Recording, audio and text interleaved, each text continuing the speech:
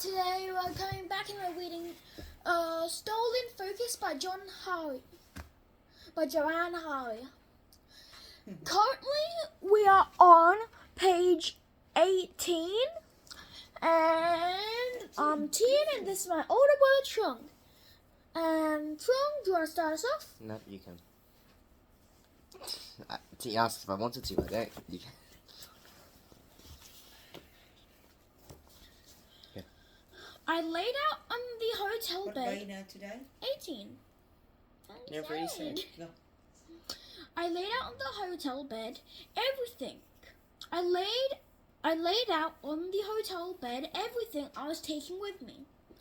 I'd gone through all the routine things I normally use for my iPhone for and brought objects to replace each one. So for the first time since I was a teenager, I bought a watch. I got an alarm clock. I dug out an old iPod and locked it with Loaded.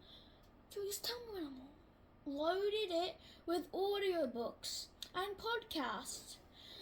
I ran my finger along its screen, thinking about how futuristic this gadget seemed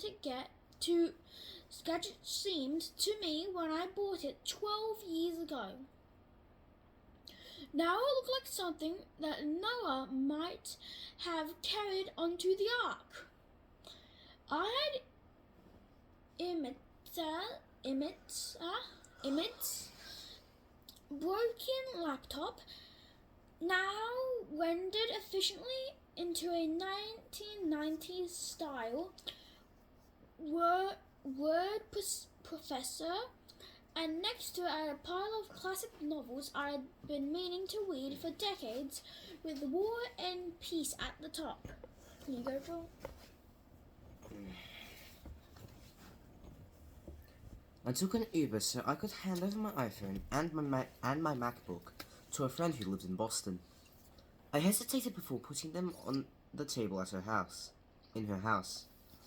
Quickly, I pushed the button on my phone to summon a car to take me to the ferry terminal, and then I switched it off and walked away from it, fast, like it might come running after me.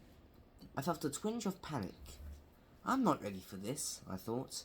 Then somewhere, from the back of my mind, I remembered something the Spanish writer Jose Ortega y Gasset said. We cannot put off living until we are ready. Life has fired at us point blank. If you don't do this now, I told myself, you'll never do it again. And you will be lying on your deathbed seeing how many likes you got on Instagram. I climbed into the car and refused to look back. Tina said.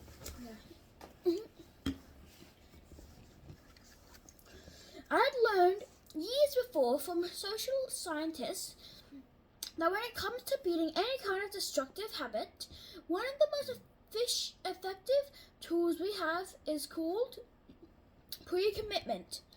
It's right there in one of the oldest surviving human stories. Homer Odyssey.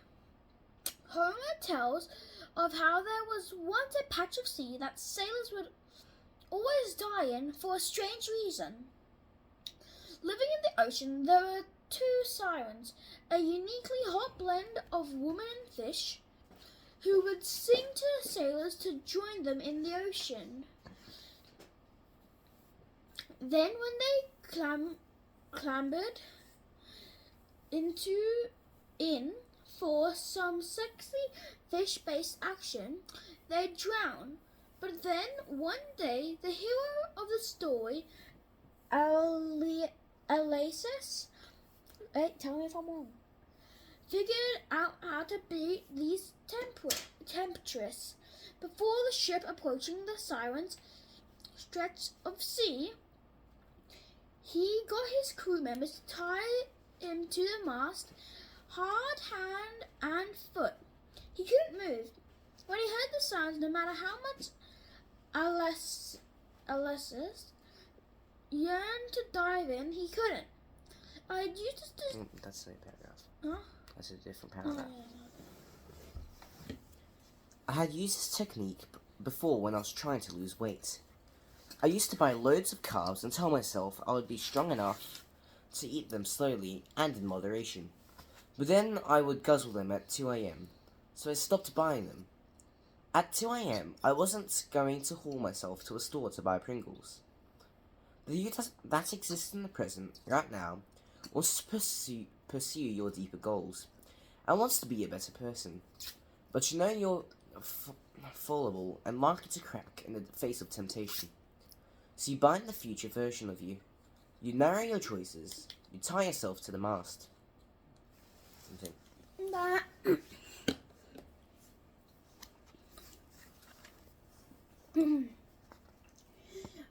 To eat them slow. No. Alright. There has been a small range of scientific experiments to see if this really works, at least in the short term. For example, in 2013, a professor of physiology. Wait, I only see where. Philosophy. No. Wait. A P silent. Psychology? No. Psychology? No.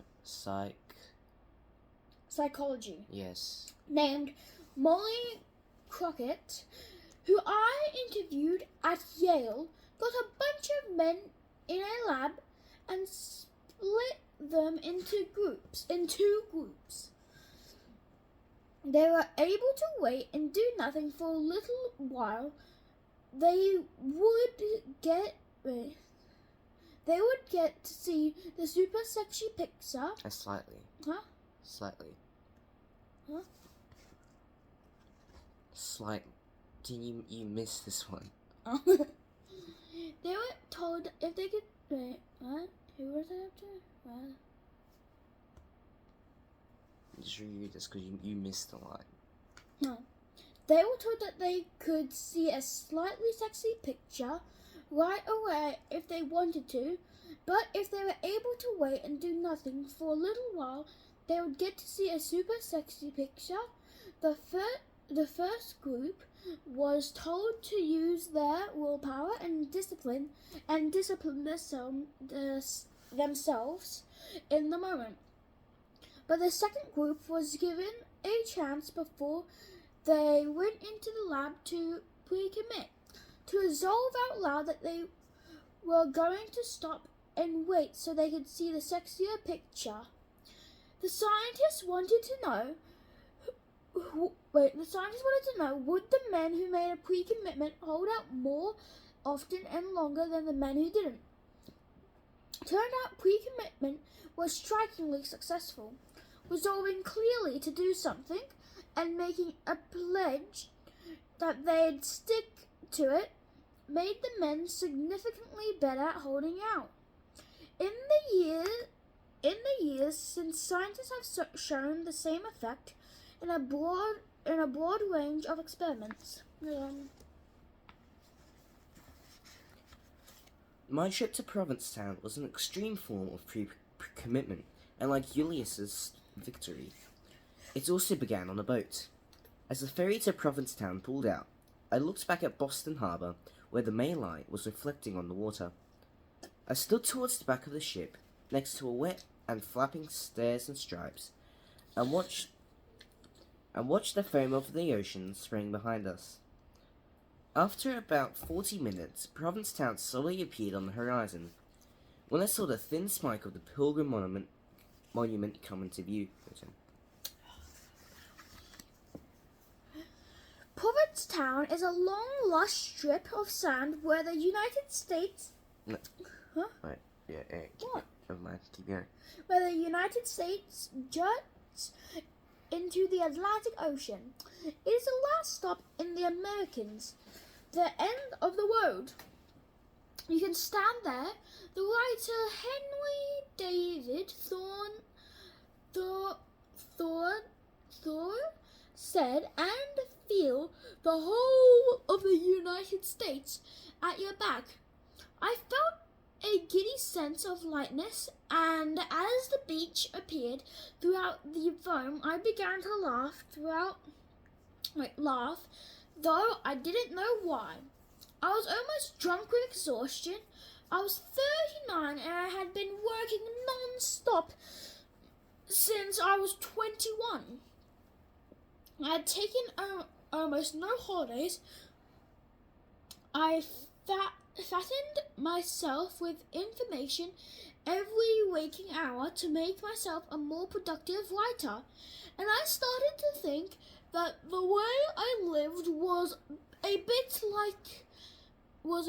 like the process where in a factory farm a faux grass goose is force-fed gross amounts in order to turn its liver into pate. In the previous 5 years, I had travelled over 80,000 miles researching, writing, and talking about 2 books all day, every day.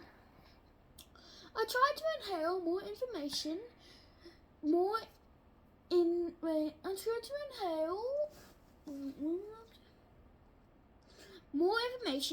interview more people, learn more, talk more, and I was now manically skipping between topics like a record that had been scratching from the overs, and I was finding it hard to retain anything. I had felt tired for so long that I knew how to outrun it, John. Nope, it's been 11 minutes. Fine. That's gonna be all for today. We hope you see you tomorrow. Bye bye.